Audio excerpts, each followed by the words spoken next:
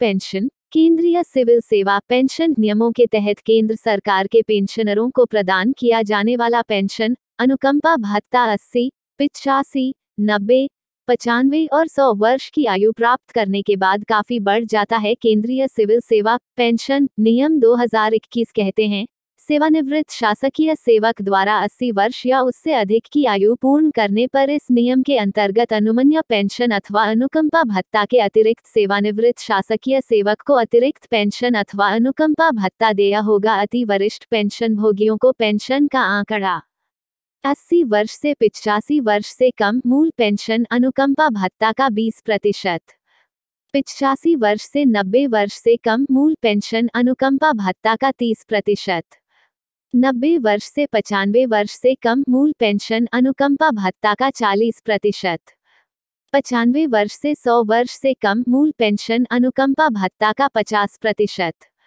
100 वर्ष या उससे अधिक से मूल पेंशन अनुकंपा भत्ता का 100%। नियमों के अनुसार अतिरिक्त पेंशन या अतिरिक्त अनुकंपा भत्ता उस कैलेंडर माह के पहले दिन से देय होता है जिसमें यह देय होता है। उदाहरण के लिए 15 अगस्त 1942 को जन्म लेने वाला पेंशन भोगी 1 अगस्त 2022 से प्रभावी मूल पेंशन के 20% की दर से अतिरिक्त पेंशन के लिए पात्र होगा।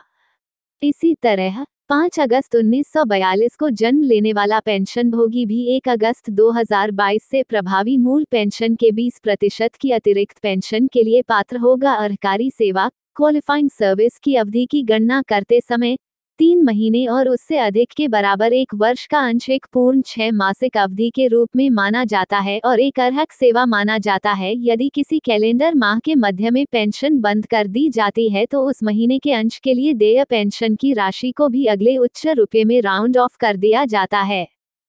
केंद्र सरकार ने 20 दिसंबर 2021 को केंद्रीय सिविल सेवा पेंशन नियम 2021 को अधिसूचित किया।